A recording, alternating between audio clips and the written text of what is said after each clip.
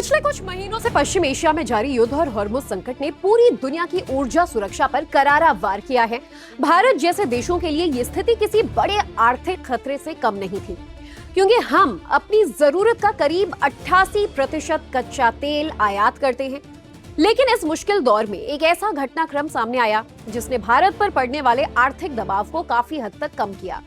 दिलचस्प बात यह है कि इसमें अहम भूमिका चीन की थी। हालांकि उसकी नीयत कतई भारत की मदद की नहीं थी, लेकिन परिस्थितियां ऐसी बन गई कि चीन ने अपने फायदे के लिए जो कदम उठाया उसका फायदा भारत को मिला। क्या है पूरा मामला, चलिए आपको इस वीडियो में बताते हैं। दरअसल दुनिया का सबसे बड़ा तेल आयातक चीन इन दिनों सामान्य स्तर की तुलना में काफी कम मात्रा में कच्चा तेल खरीद रहा है। इसका सीधा फायदा भारत समेत एशिया के कई देशों को मिल रहा है। अगर चीन पहले की तरह बड़े पैमाने पर तेल खरीद रहा होता तो अंतर्राष्ट्रीय बाजार में तेल की कीमतें और ज्यादा बढ़ जाती, भारत का आयात बिल कहीं ज्यादा भारी हो जाता। हॉर्मुज़ स्ट्रेट दुनिया के सबसे महत्वपूर्ण समुद्री व्यापारिक मार्गों में से एक है। वैश्विक स्तर पर समुद्री रास्ते से होने वाले करीब 20% कच्चे तेल की ढुलाई इसी रास्ते से होती है। भारत, जापान, दक्षिण कोरिया और कई एशियाई देशों की ऊर्जा जरूरतें काफी हद तक इसी मार्ग पर निर्भर है। पश्चिम एशिया में युद्ध शुरू होने के बाद इस मार्ग से तेल आपूर्ति पूरी तरह से प्रभावित हुई। नतीजतन बाजार में तेल की उपलब्धता घटने लगी और कीमतों में इजाफा हो गया। भारत के लिए यह विशेष रूप से चिंताजनक था, क्योंकि युद्ध से पहले देश के कुल तेल आयात का लगभग 40 से 50% हिस्सा इसी मार्ग से आता था।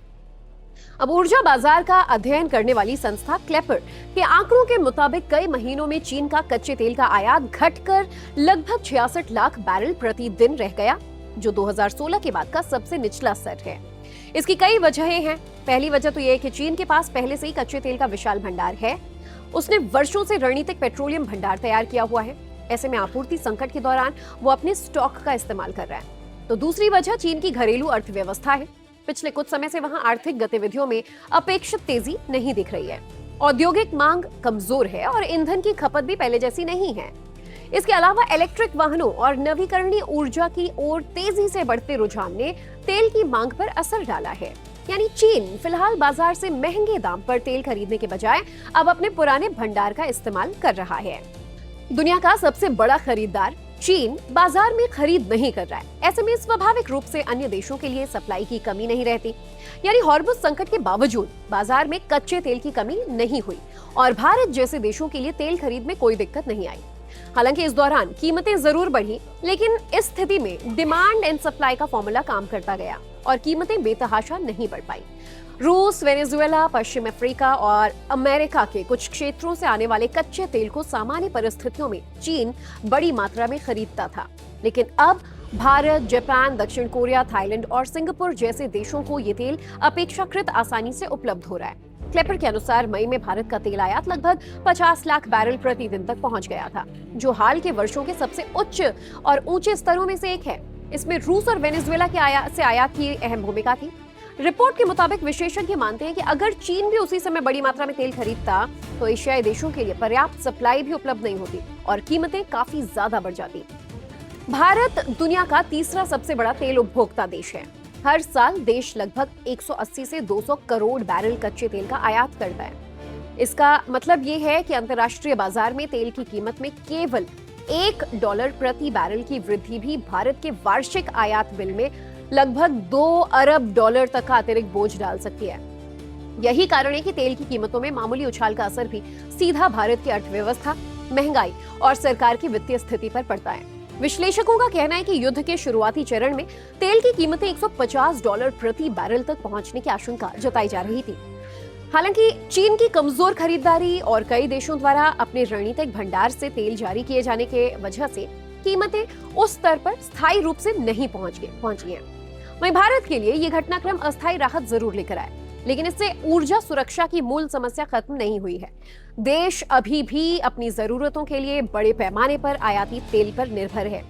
विशेषज्ञों का मानना है कि भारत को भविष्य की रणनीति के तहत ऊर्जा स्रोतों में विविधता लाने, रणनीतिक तेल भंडार बढ़ाने और वैकल्पिक ऊर्जा पर निवेश तेज करने की जरूरत है। फिलहाल इतना जरूर कहा जा सकता है कि पश्चिम एशिया संकट के बीच चीन की घटी हुई तेल मांग ने भारत के लिए एक तरह से सुरक्षा कवच का काम किया है। ये कोई औपचारिक मदद नहीं थी, लेकिन इसके कारण भारत के तेल आयात बिल, महंगाई के दबाव और विदेशी मुद्रा पर पड़ने वाले संभावित बोझ में काफी कमी आई है।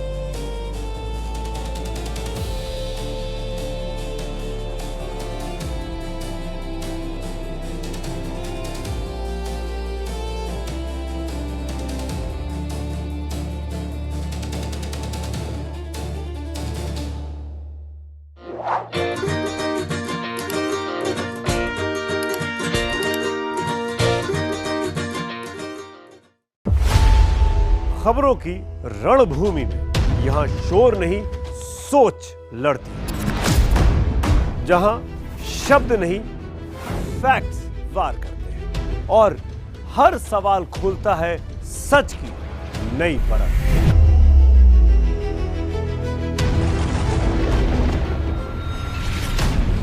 चक्रव्यूह आपके अपने सुमित अवस्थी के साथ सोमवार से शुक्रवार शाम 6:57 पर टाइम्स नाउ नव भारत पर।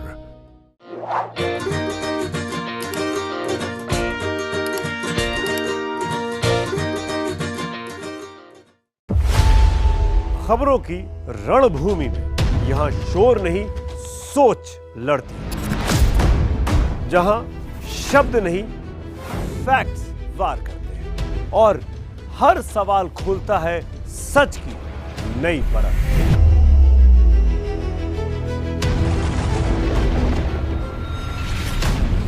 चक्रव्यूह आपके अपने सुमित अवस्थी के साथ सोमवार से शुक्रवार शाम 6:57 पर टाइम्स नाउ नव भारत पर।